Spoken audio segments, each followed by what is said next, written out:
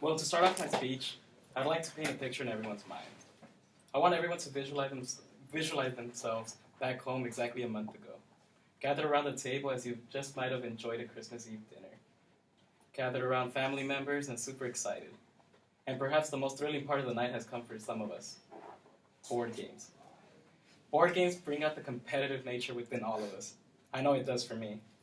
And the board game we play in my household is Loteria. And we don't play just to play. We play for money. But what is Loteria, you might be asking? Loteria, in my opinion, is the Mexican bingo. However, it differs in the sense that instead of numbers on a set of card, it's a set of images on a card, as you can see right here.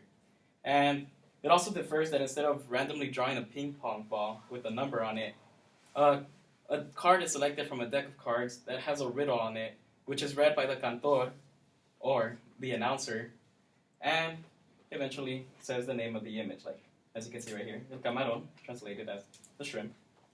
The last difference would be that frijoles, or beans, are used as markers rather than stamping on the number. But what is the history of Loteria? Well, Loteria can be traced to 15th century Italy, where only upperclassmen were allowed to play, but eventually was brought to the New Spain, or Mexico, in 1769.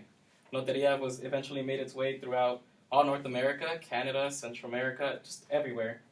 And, well, that's great and all right, but how was Loteria introduced to my family?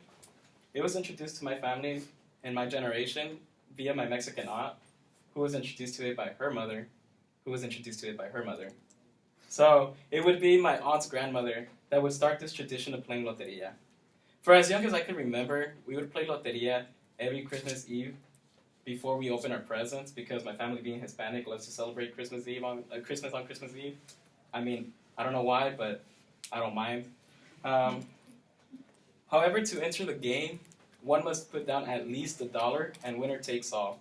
So, as I say, this game will either bank you or bankrupt you. This is a tradition of playing Loteria that I hope to continue with my future kids. I would love for it to be a part of my future family's life, as it was a great part of mine. It is a really enjoyable game, and I encourage you all to play it. It brings out the competitive spirit in a healthy way, and who knows, you might make some money. And if you must know, I lost $20 last Christmas, but not to be dismayed, because I have the rest of the year before Christmas Eve to prepare and get my money back, and perhaps even more.